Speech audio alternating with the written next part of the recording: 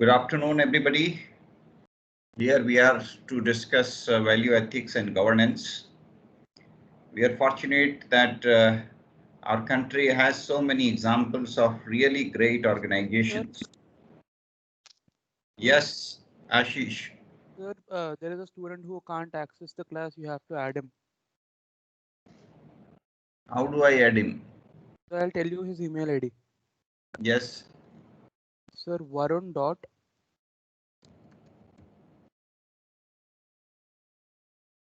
Varun dot one Kurana. double nine two. Yes, sir. Kurana. That no. Varun dot 199205025.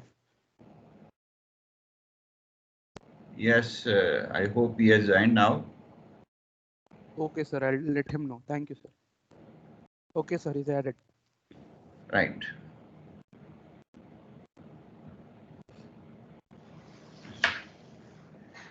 So we are fortunate that we are in a country where we have a very large number of great organizations.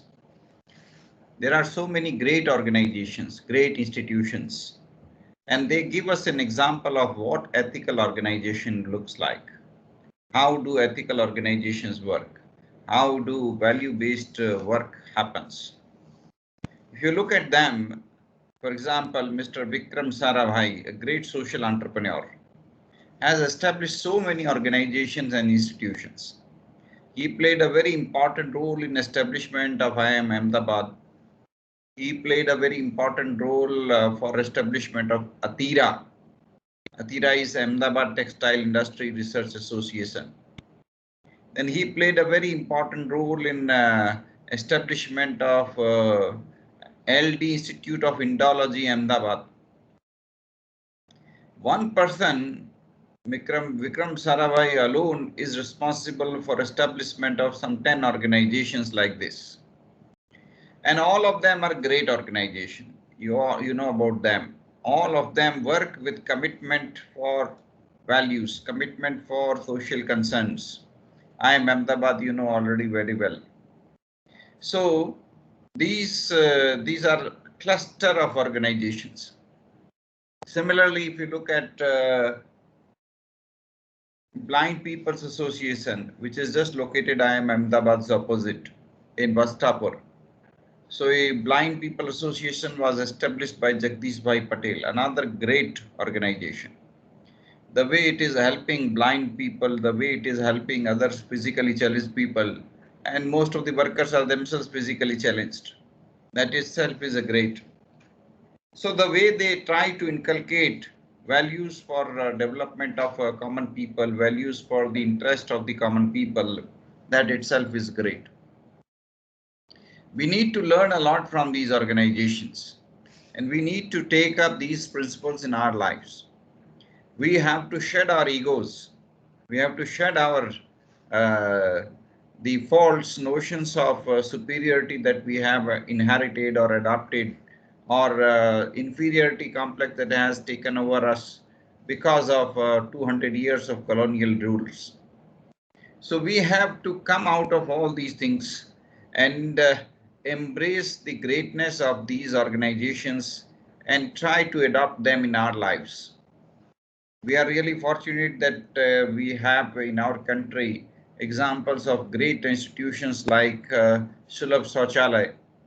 You know, Sulabh Sauchalay, a great organization indeed, truly a great organization.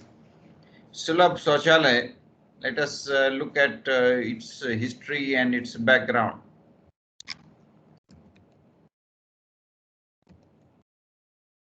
Sulabh Sauchalay is a great institution.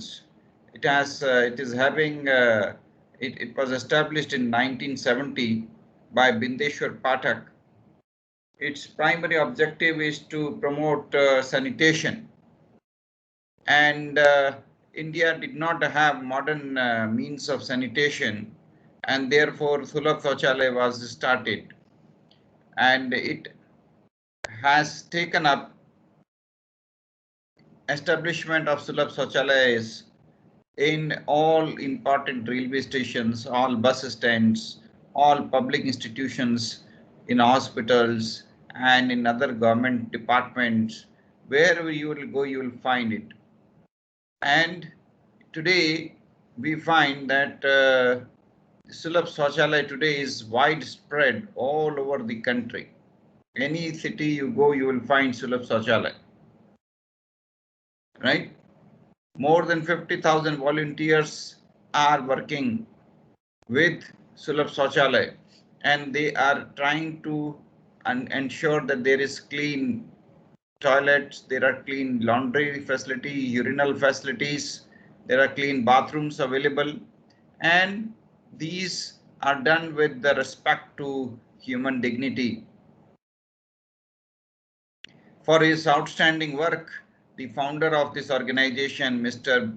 Bindeshwar Pathak, was given 2009 Stockholm Water Prize, and Sulabh International got Gandhi Peace Prize in 2016, along with Akshay Patra Foundation, which is also a great organization.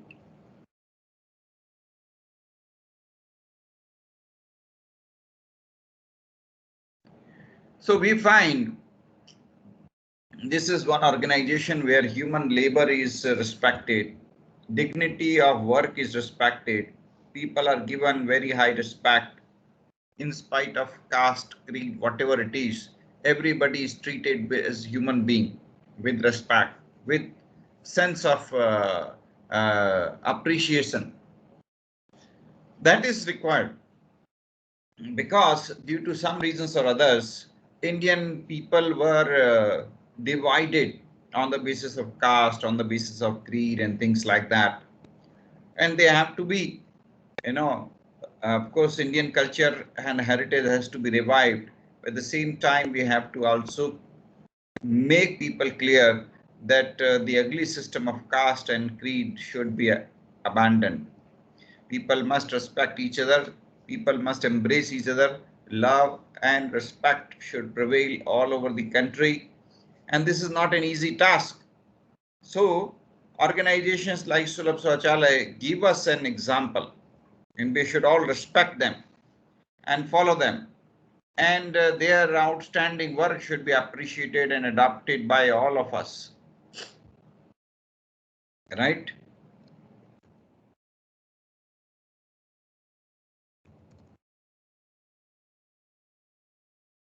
I'll give you another example, that of ESI, Environmental Sanitation Institute. It was established by great Mr. Ishwar Bhai Patel.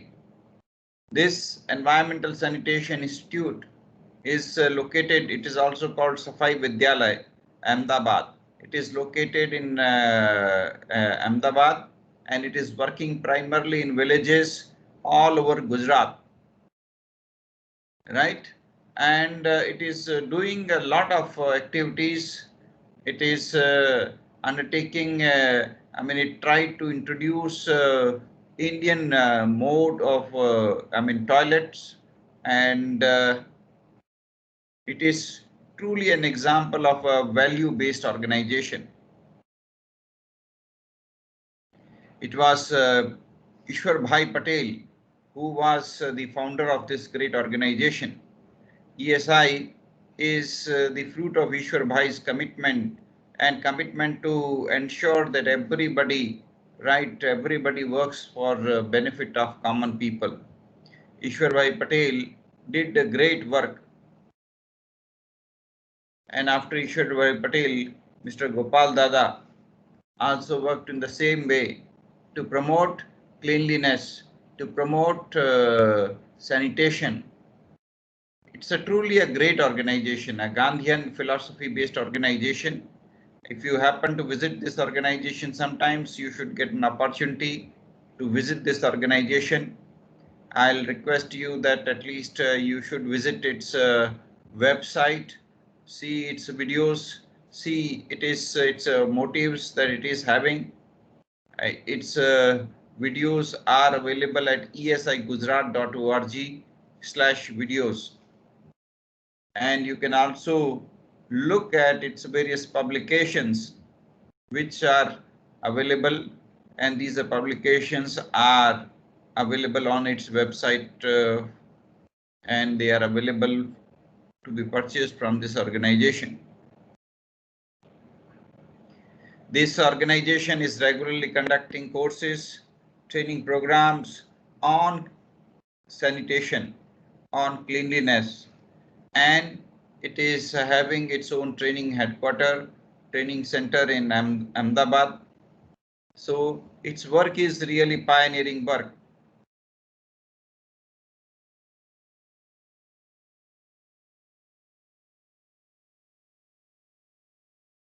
It has started Amrut Sanitation Project. Amrut Sanitation Project is to give people basic orientation about sanitation and involve people in sanitation projects.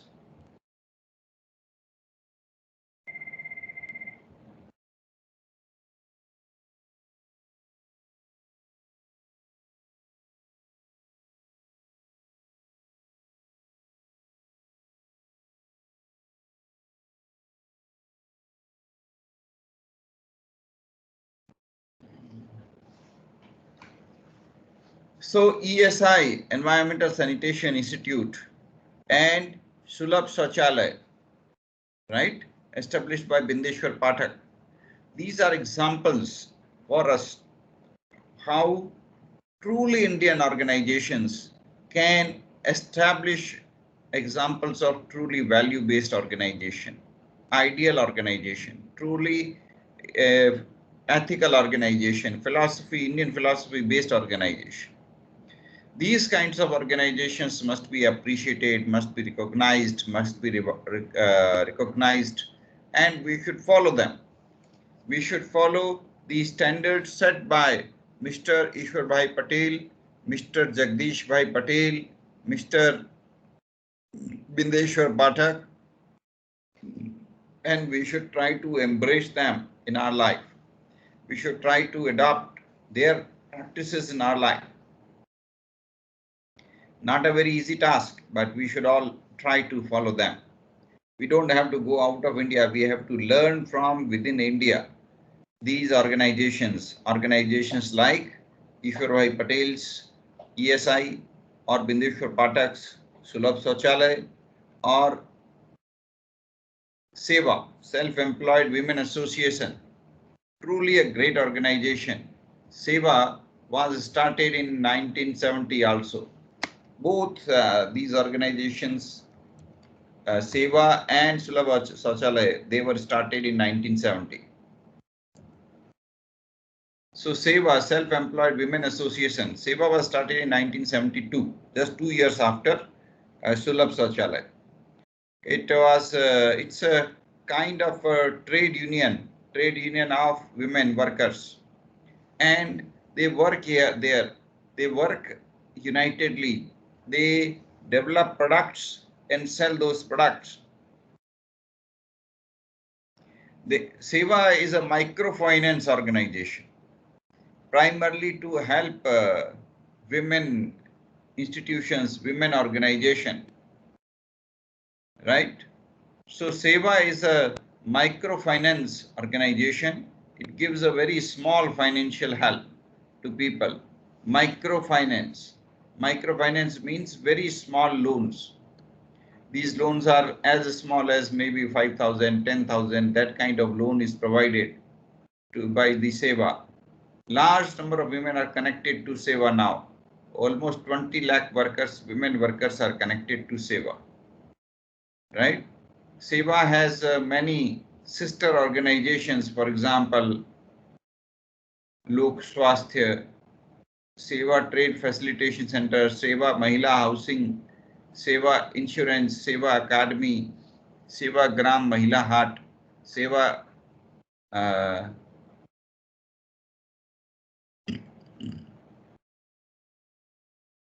SEWA Ansuya Trust, SEWA Eco-Tourism Center, SEWA Hansiba Museum, SEWA Nirman. All these are examples. Hundreds of organizations are there, and SEWA services are benefiting. SEWA is offering legal services. SEWA is offering capacity building activities for SEWA members. It is providing low-cost housing. It is providing child care facilities, health care facilities. It is running Seva Bank. So all these are examples of how Seva is trying to spread its movement, how it is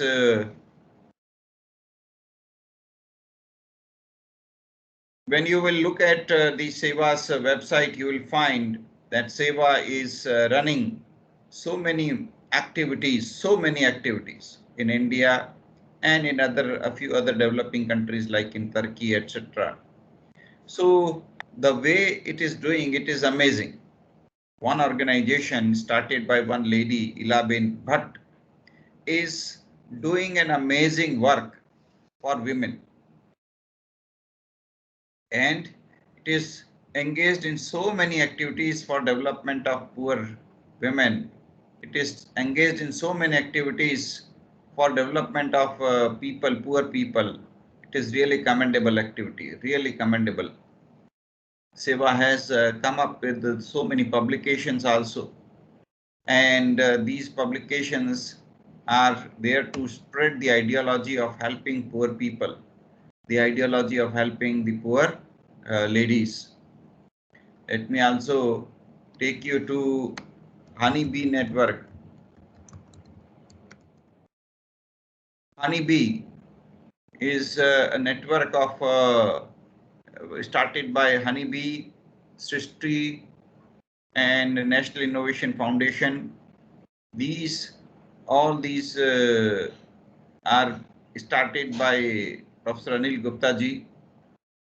Honeybee is a great movement. You can find so many innovative things. On the website of the Honeybee Network, you will find Honeybee Magazine.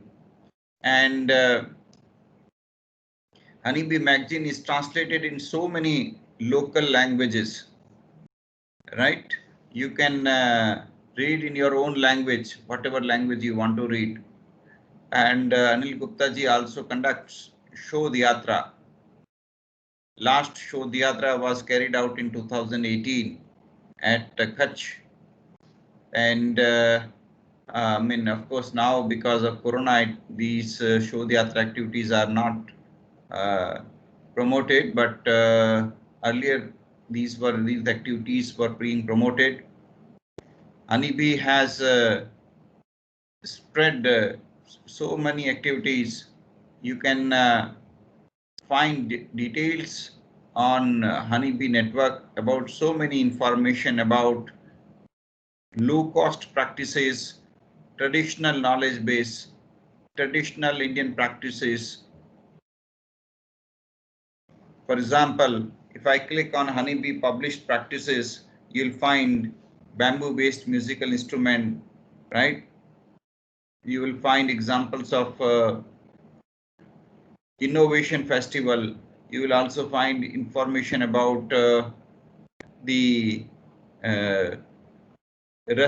Indian Recipe Festival, where recipes from across the country are displayed in IIM Ahmedabad, so that more and more people are able to adopt those recipes. I think all of you should start reading the Honeybee newsletters at least. It is available in Hindi as well as in English. You can read those magazines. These are downloadable PDF files. You can download them and you can subscribe them.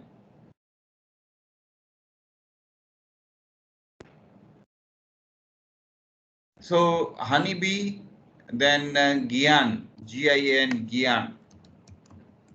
Gyan is another organization, global initiative for academic network, right? It is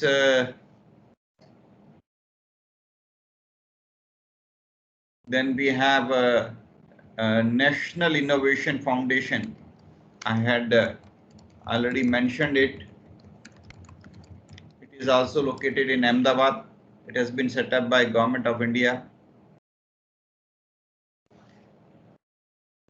The primary objective of NIF, National Innovation Foundation, is to promote innovation, and it invites people to submit their articles, their innovations, and the innovative people are then given awards. It organizes innovation exhibitions. You may go through its website, right? It is also organizing so many awareness programs on grassroots innovations across the country.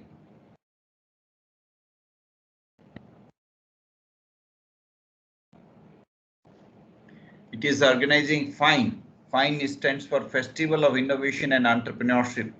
It used to organize FINE every year since 2015. So you should also participate if possible.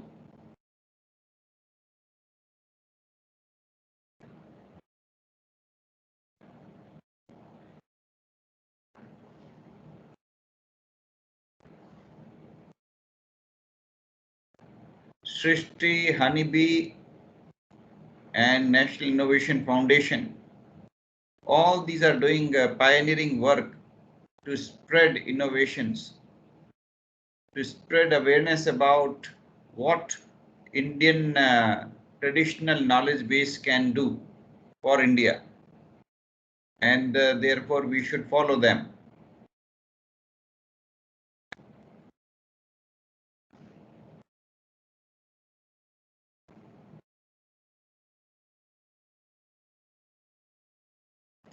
I'll read out the vision and mission of NIF, National Innovation Foundation. The vision, mission, they guide, vision is a very long-term approach paper, and mission is to what you want to achieve, and objectives are annual goals that you have in your mind so that you can achieve your vision and mission. So vision of NIF is to make India innovative and adding value to India's outstanding traditional knowledge base. And mission of National Innovation Foundation is to help India become inventive, creative, and become a global leader in sustainable technologies without social and economic handicaps affecting the evolution and diffusion of green grassroots innovations. Right?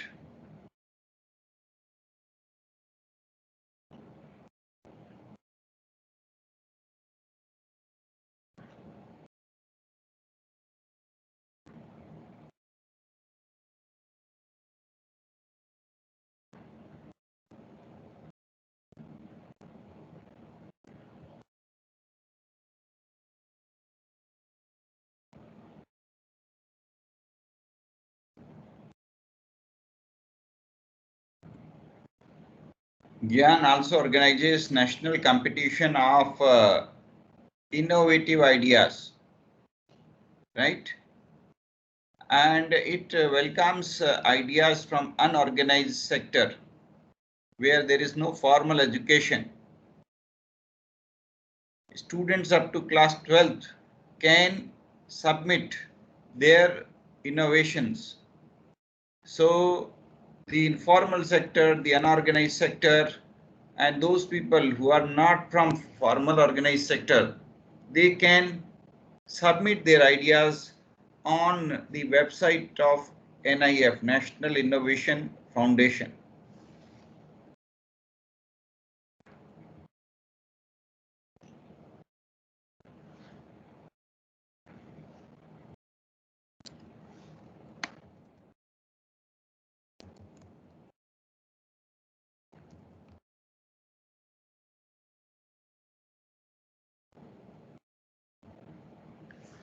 Similarly, look at Srishti, SRISTI, Srishti.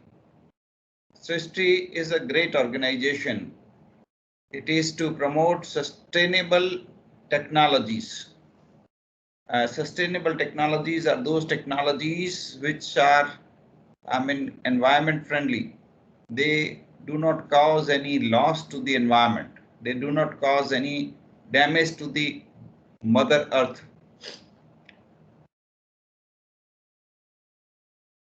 Because the problem is most of the new technologies are harming our environment, our ecosystem. We need to develop such technologies which are environment friendly. And if we can develop such technology, that is great. If we cannot develop, at least we should try to protect age-old technologies, traditional technologies of India, which have been developed by our ancestors hundreds of years back, thousands of years back, and which were really great technology. Because what we find is that our traditional knowledge, our traditional technologies were so outstanding that today it is impossible to develop such kind of technologies again. So history has been trying to promote and protect such technologies, although it's not a very easy task in modern context, because what you require is you have to make people aware. You have to make people realize the importance of these technologies, which is not easy task, because people are, blindly following modern technologies which are actually harmful to the environment and ecology. It's very difficult to change the mindset of people because they are blindly following environment damaging technologies, because it has become a mad race to look modern, and therefore everybody wants to look modern. And to look modern, you adopt new technologies which are actually harmful to environment. While our traditional knowledge base, our traditional heritage, our traditional technologies are far, far superior. Take example, in name of modernity, in every organization, in every home, today you'll find that people invest a lot of money in buying refrigerators, water coolers, which are absolutely useless products in comparison to our traditional knowledge-based matki.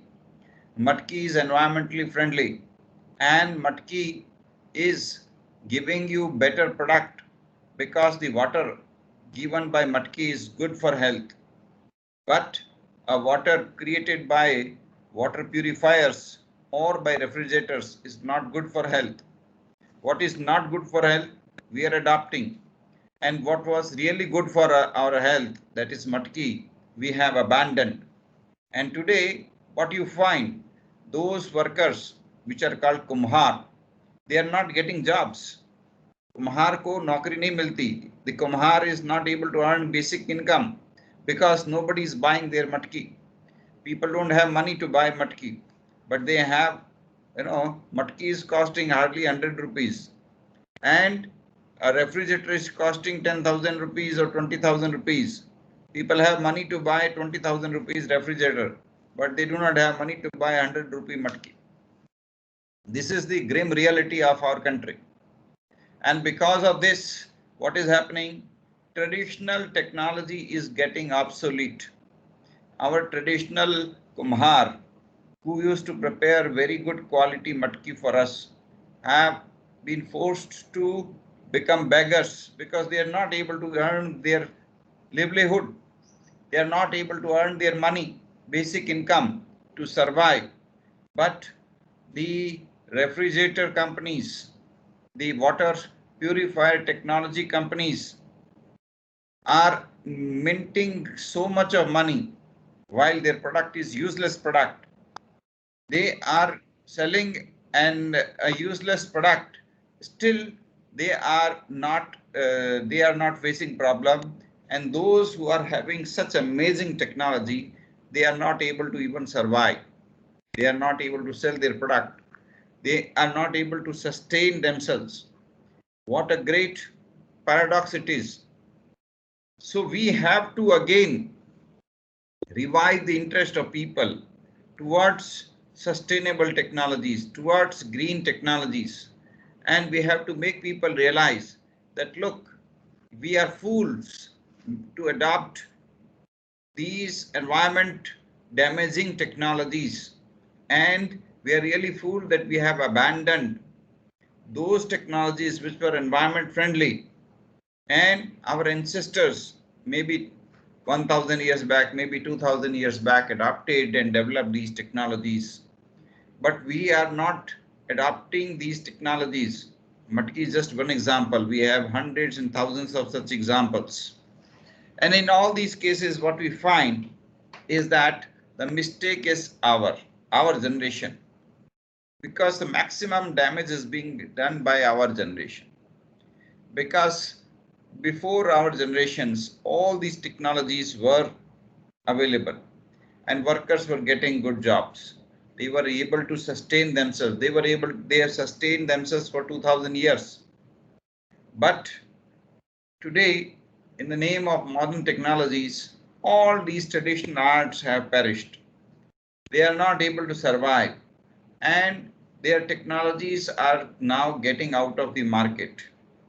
And because they are not able to sell their products, they are forced to abandon their profession, and their age-old technologies will disappear.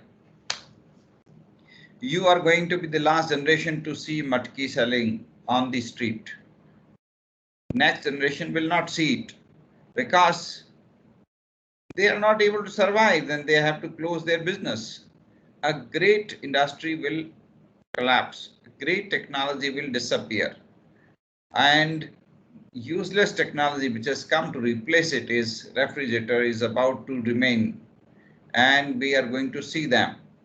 You see, in any university, any college, any government office, any private sector office, any organization you enter, 2 decades back you could find their matki. Today you will not find any matki. They have not purchased any matki in last 5 years. They are not buying. They have stopped buying matki. They have only started buying very, very costly water purifiers. And what is the result? The result is increasing diseases among people, because matki used to be preventing all diseases, and these modern water purifiers and refrigerators, they are causing so many diseases, stomach related problem, health related problems, which are now becoming responsible for causing health hazards on people. But the question is, who is going to reverse the trend? It is, the hope is only from people like you. If some of you who is listening to me, if he plans to do something miracle, probably something may happen. And probably some of you may have a spark in the mind to do something great for this country. What you do require is not to become a great inventor. You have to just open your eyes, look around yourself, become vigilant, tell people, look, why are you killing our traditional knowledge base? Why are you killing our traditional skills, technologies? Why are you killing the livelihood of those people who have survived for 2000 years? But because we are not adopting their products, they are now forced to, to lead such a miserable life because their products are not selling.